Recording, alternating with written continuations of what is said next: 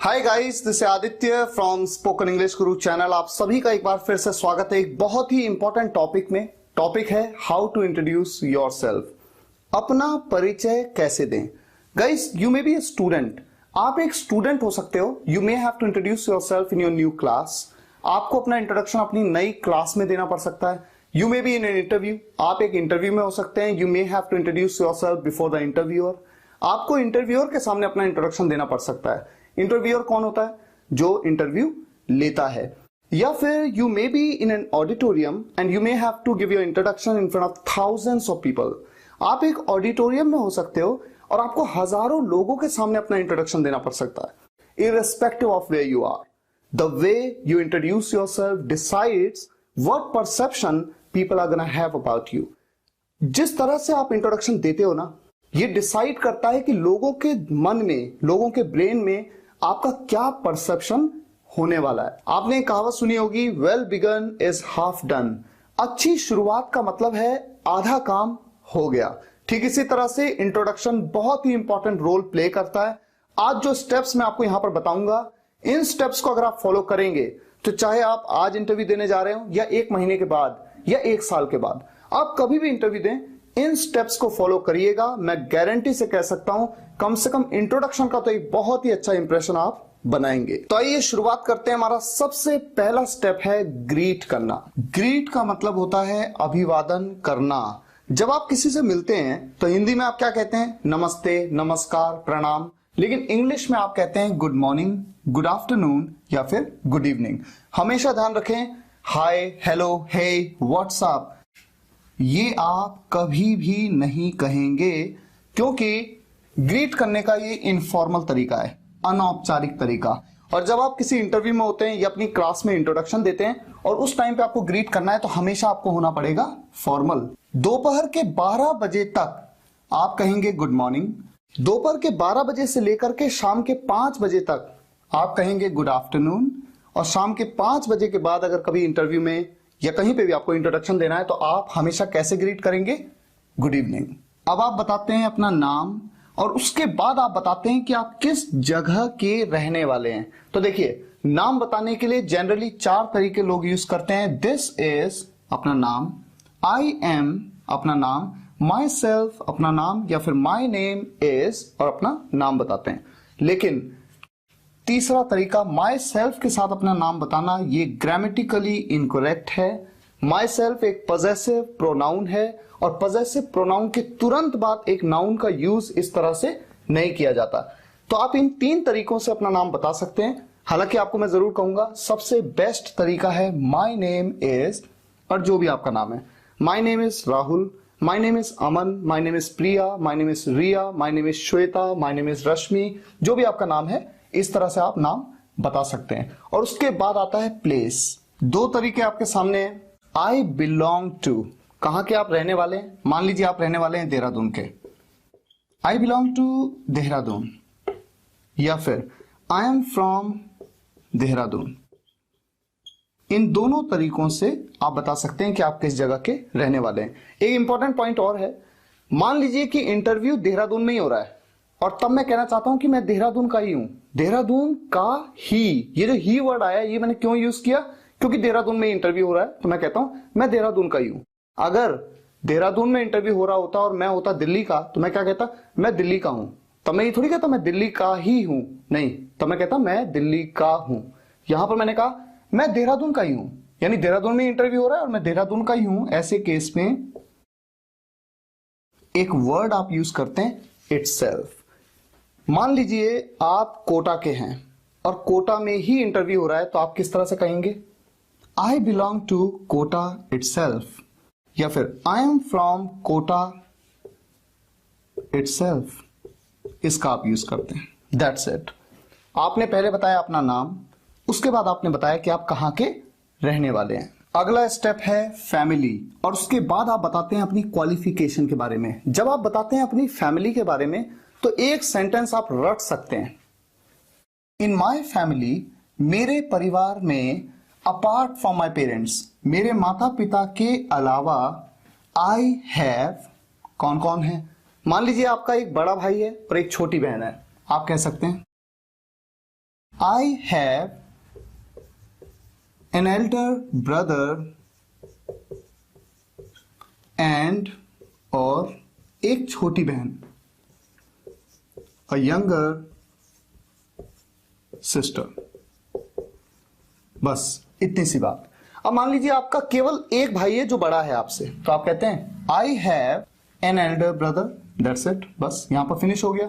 या फिर आपकी एक बहन है, केवल बड़ी बहन है, I have an elder sister. या फिर मान लीजिए आपकी केवल एक छोटी बहन है, I have a younger sister. अगर आपके दो बड़े भाई हैं तो आप कहते हैं I have two elder brothers, brother नहीं ब्रदर्स, प्लूरल हो जाएगा, एस लग जाएगा इसके बाद। या फिर मेरी दो बड़ी बहनें हैं, I have two elder sisters. मेरी दो छोटी बहनें हैं, I have two younger sisters. अगर आपके परिवार में आपके माता पिता के अलावा आपकी दादी जी भी हैं, दादी जी को आप क्या कहते हैं, ग्रैंड मदर। तो आपको सिर्फ इतना करना है, यहां पर कोई छेड़छाड़ नहीं करनी है। यहां पर ऐड कर लीजिए apart from my parents and grand mother, मेरे माता पिता और दादी जी को छोड़कर या दादी जी के अलावा मेरे दो भाई हैं, दो बहनें, जो भी है। तो इस तरह से इस सेंटेंस को आप नोट कर लेंगे और हमेशा ऐसे ही आपको बोलना है, आप कभी भी कंफ्यूज नहीं होंगे। अब बात करते हैं हमारे अगले स्टेप की, जो कि है क्वालिफिकेशन। जब आप अपनी क्वालिफिकेशन बताते हैं, अगर आप 6th क्लास में, तो आप कहेंगे आई एम इन क्लास 6। यहां पर ध्यान रखें 6th नहीं, ये नहीं कि आप कहते हैं 6th नहीं कहना है, आपको क्या कहना है, आई एम इन क्लास 6। या फिर I am in class 7, I am in class 8, I am in class 9, I am in class 10, I am in class 11, I am in class 12। Competitive exams में भी अक्सर इस तरह से कंफ्यूज किया जाता है। आपके सामने एक सेंटेंस आता है आई एम इन क्लास और ऑप्शन आ जाता है 6 या 6th, और वहां पर अक्सर आप सोचते हैं 6th क्लास, तो क्लास 6th आप लिख देते हैं, वो गलत है। ये आप हमेशा ध्यान रखें, ग्रामेटिकली इनकरेक्ट है। दूसरे सेंटेंस में आई एम इन, या आप इस तरह से कह सकते हैं I am in 6th standard. यहां पर आप 6th कहते हैं, 6th स्टैंडर्ड नहीं, 6th standard, 7th standard, 8th standard, 9th standard, 10th standard, 11th standard, 12th standard. आप ग्रेजुएशन कर चुके हैं तो आप कहते हैं आई एम अ ग्रेजुएट। आप पोस्ट ग्रेजुएशन कर चुके हैं तो आप कहते हैं I am a post graduate. या फिर एक दूसरा तरीका, मान लीजिए आप इलेक्ट्रॉनिक्स में बीटेक हैं तो आप कहते हैं I am BTech in electronics, I am BTech in computer science, I am BTech in mechanical engineering, I am BTech in electrical engineering. या फिर आई एम पीएचडी, मैं पीएचडी हूं किसमें, in physics. I am PhD in English, I am PhD in mathematics, जिसमें भी आप PhD हैं। और एक इंपॉर्टेंट पॉइंट, जब आप 12th के बाद जब आप किसी हायर एजुकेशन को परसू करते हैं, हायर एजुकेशन को कर रहे होते हैं, उसे परसू करना कहते हैं। तो आप कहते हैं आई एम परसुइंग, मैं कर रहा हूं या मैं कर रही हूं क्या। मान लीजिए आप ग्रेजुएशन कर रहे हैं, आई एम परसुइंग ग्रेजुएशन। या फिर I am pursuing post graduation, I am pursuing BTech, I am pursuing PhD. जो भी आप परसू कर रहे हैं, जो भी आप कर रहे हैं, हायर क्वालिफिकेशन जो आप ले रहे हैं, उसे आप परसू कर रहे हैं। और या फिर एक तरीका और है, आई एम इन, जैसे मान लीजिए आप बीए सेकेंड ईयर में, I am in BA second year, I am in BSc third year या final year, I am in BTech first year, इस तरह से। तो जो भी आपकी क्वालिफिकेशन है या आप परसू कर रहे हैं या आप कर रहे हैं, उसे आपको नोट कर लेना है और इसी तरह से इंट्रोडक्शन में आपको यूज करना है। तो ये बात हुई क्वालिफिकेशन की। अगला स्टेप है एडिशनल क्वालिफिकेशन। ये क्वालिफिकेशन को मैंने शॉर्ट में लिख दिया, या फिर स्किल्स। अगर आपके पास कुछ एडिशनल क्वालिफिकेशन है, एडिशनल का मतलब होता है अतिरिक्त। यहां पर दो सेंटेंसेस मैंने आपके सामने लिखे हैं। पहला सेंटेंस, आई हैव डन, मैं कर चुका हूं क्या, 6 months बेसिक कंप्यूटर कोर्स, 6 महीने का बेसिक कंप्यूटर कोर्स, फ्रॉम मतलब से, कहां से, इंस्टीट्यूट का नाम आप बता सकते हैं, XYZ इंस्टीट्यूट, जो भी इंस्टीट्यूट का नाम हो वो बता दीजिए। इन ईयर, कौन से साल में, इन 2013, इन 2014, इन 2015, जो भी है। ये जो फ्रॉम के बाद इंस्टीट्यूट का नाम है या इन के बाद जो साल है, या बताना चाहें तो बताएं, ना बताना चाहें तो नहीं बताएं, ये आपके ऊपर है। आप इतना भी कह सकते हैं I have done 6 months basic computer course. दूसरा sentence I have done 6 months course, या 6 months का डिप्लोमा हो सकता है तो डिप्लोमा कह दीजिए ऑन, या फिर ट्रेनिंग भी हो सकता है आई have done 6 months training, training हो सकता है, इंटर्नशिप भी हो सकता है ऑन कोर्स का नाम। मान लीजिए वेब डेवलपमेंट में किया आपने, आई have done 6 months diploma on web development from institute का नाम इन ईयर। अगर आप एक स्टूडेंट हैं तो स्टूडेंट्स को जनरली इंट्रोडक्शन देते हुए क्वालिफिकेशन बताने की कोई जरूरत ही नहीं पड़ती, क्योंकि जिस क्लास में आप पढ़ रहे हैं सबको पता है कि आप इस क्लास में हैं, वो भी आपके साथ उसी क्लास में है। एडिशनल क्वालिफिकेशन आपने गेन ही नहीं की होती इसलिए आप बता नहीं पाते। जैसे मान लीजिए आप 6th स्टैंडर्ड में हैं, तब आपने कोई कंप्यूटर कोर्स नहीं किया, कोई पर्टिकुलर ट्रेनिंग नहीं की, तो कोई एडिशनल क्वालिफिकेशन आपके पास है ही नहीं, तो आपको मेंशन करने की जरूरत ही नहीं होती है। और एक्सपीरियंस का तो कोई क्वेश्चन ही नहीं है, क्योंकि काम करने का कोई भी एक्सपीरियंस आपके पास नहीं होता है। तो जो स्टूडेंट्स हैं उनके लिए ये स्टेप्स अप्लाई नहीं होते हैं, लेकिन जब आप इंटरव्यू में जाते हैं वहां पर ये बहुत ही इंपॉर्टेंट है। देखिए एक्सपीरियंस की जब हम बात करते हैं, 3 सेंटेंसेस आपके सामने हैं। पहला, आई एम अ फ्रेशर। मान लीजिए आप अभी भी पास आउट हुए हैं किसी यूनिवर्सिटी से, किसी प्रोफेशनल कोर्स से, और आपके पास काम करने का कोई एक्सपीरियंस नहीं है, तो आप कहते हैं आई एम अ फ्रेशर। अब जब आपको एक्सपीरियंस हो जाता है तो आप कहते हैं I have 2 years experience in. अब काम का नाम बताइए। मान लीजिए वेबसाइट डेवलपमेंट में आप घर पे ही बैठ के काम करते हैं, वर्क फ्रॉम होम, और वेबसाइट डेवलपमेंट का काम करते हैं, आपको 2 साल का एक्सपीरियंस है, तो आप कहते हैं I have 2 years experience in web development, website development, Android app development.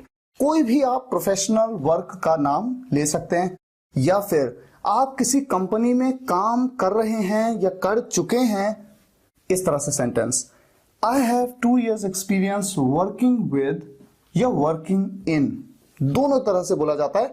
और फिर आप बताते हैं कंपनी का नाम।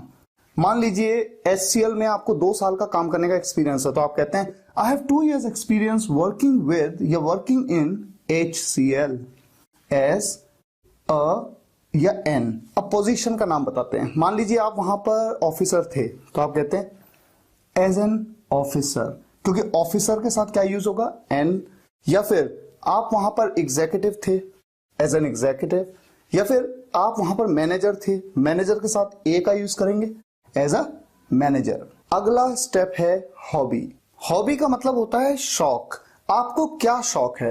एक सेंटेंस आपने अक्सर सुना होगा, माई हॉबी इज, मेरी हॉबी है लिसनिंग टू म्यूजिक, म्यूजिक सुनना। गाइज यहां पर इंपॉर्टेंट पॉइंट ये है, हमेशा ध्यान रखिए, लिसन का मतलब होता है सुनना। लिसन एक ऐसी वर्ब है जिसके बाद हमेशा आप प्रेपोजिशन टू का यूज करेंगे। कई बार मैं सुनता हूं कोई कहता है लिसनिंग म्यूजिक, नहीं, लिसनिंग म्यूजिक नहीं, लिसनिंग टू म्यूजिक। पहला पॉइंट। दूसरा, माई हॉबी इज, इनमें से कोई भी हॉबी हो सकती है। My hobby is reading books, किताबें पढ़ना मेरी हॉबी है, या फिर रीडिंग मैगजीन्स, रीडिंग नॉवेल्स, जो भी आप पढ़ना पसंद करते हैं। My hobby is dancing, my hobby is singing, मेरी हॉबी है गाना। गाना बोला तो यानी गाने गाना। और अगर आप पर्टिकुलरली ये मेंशन करना चाहो कि आपको पुराने गाने गाना पसंद है, तो आप कह सकते हैं my hobby is singing old songs, my hobby is cooking, my hobby is playing cricket, my hobby is playing football, या जो भी गेम आप खेलना पसंद करते हो। एक तो ये तरीका है। दूसरा, यहां पर एक पॉइंट और है, माई हॉबी इज, इसकी जगह पर हम कह सकते हैं आई लव। इतना, I love listening to music, I love reading books, I love dancing, singing, cooking, या फिर I love playing cricket, I love playing football. ये है एक तरीका जिस तरीके से आप बना सकते हैं। तो जो भी तरीका आपको कंफर्टेबल हो आप उसका यूज कर सकते हैं। अब ऐसा भी तो हो सकता है कि आपकी हॉबी एक ना हो बल्कि एक से ज्यादा हो, आपको म्यूजिक सुनना भी पसंद हो और किताबें पढ़ना भी पसंद हो, तो ऐसे केस में आप कहते हैं रीडिंग। और मान लीजिए आपको न्यूज़पेपर पढ़ना पसंद है, तो आप कहते हैं रीडिंग न्यूज़पेपर। इस तरह से आपकी 2 हॉबीज हैं। और या फिर आप यहां पर माई हॉबीज आर, इसकी जगह पे किसका यूज कर सकते हैं? आई लव का। I love listening to music and reading newspaper. तो इस तरह से आप इंट्रोडक्शन देते हैं और इंट्रोडक्शन देने के बाद जो आखिरी स्टेप बनता है वो है एंड कर देते हैं। किस तरह से एंड करते हैं? क्या बोलते हैं आप कहते हैं That's all about me. That's all about me. Thank you. उनका धन्यवाद भी करना है आपको। That's all about me. Thank you. इस तरह से आप अपने इंट्रोडक्शन को एंड कर देते हैं। गाइस, आप सभी स्टूडेंट से मेरी रिक्वेस्ट है, इन स्टेप्स के हिसाब से आप अपना इंट्रोडक्शन तैयार करिए और इस वीडियो लेक्चर के कमेंट्स में आपको जरूर लिखना है। एक एक स्टूडेंट को लिखना है इन स्टेप्स के अकॉर्डिंग। मुझे उम्मीद है ये वीडियो लेक्चर आपको पसंद आया होगा। पसंद आया हो तो लाइक करिएगा और शेयर जरूर करिएगा अपने सभी फ्रेंड्स के साथ, ताकि देश के हर छोटे से छोटे गांव के स्टूडेंट्स तक इन वीडियोस का बेनिफिट पहुंच सके। अगर आप इंस्टाग्राम और फेसबुक पर मेरे साथ अभी तक नहीं जुड़े हैं तो आप जुड़ जाइए। लिंक मैंने डिस्क्रिप्शन और कमेंट्स में दिया है। Thank you so much for watching this video guys. See you in the next video lecture. Take care and good bye.